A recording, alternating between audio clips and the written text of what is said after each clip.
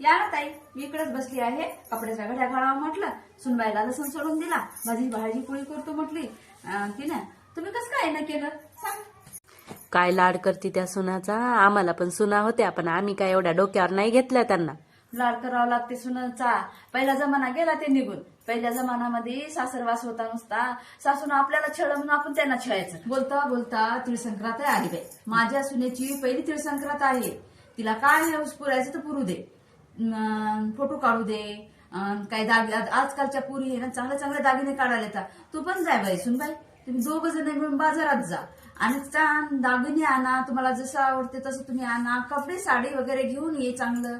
आणि ब्लाऊज पण टेलरकडे जाऊन टाकून दे. आणि चांगलं फॅशन मधून ब्लाऊज शिव. उशीर जर केरशील ना तर तुला ते ब्लाऊज आहे ना घाई घाई कसं पण शिवून दे.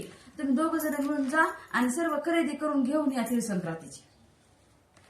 हे बघा काकू, माझ्या मुलाचं लग्न होण्याच्या आधी सर्व कामं मीच करायची. धुणे करायची, भांडे करायची, सर्व करायची. आता लग्न झालंय, सून घरामध्ये आली, ती सगळे कामं करते, चहा करते, सगळं स्वयंपाक करते, सर्व आपल्याला देते तिनं. मग आपण का तिला छळायचं.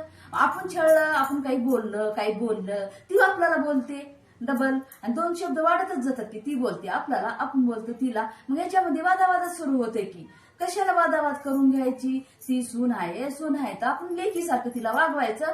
ती म्हातारपणामध्ये ती आपल्याला चांगलं आपल्या संग वागल की. आपल्या संग दोन घास खाईल, आपल्याला बी देईल. ती नाही खाईल, आपल्याला देईल.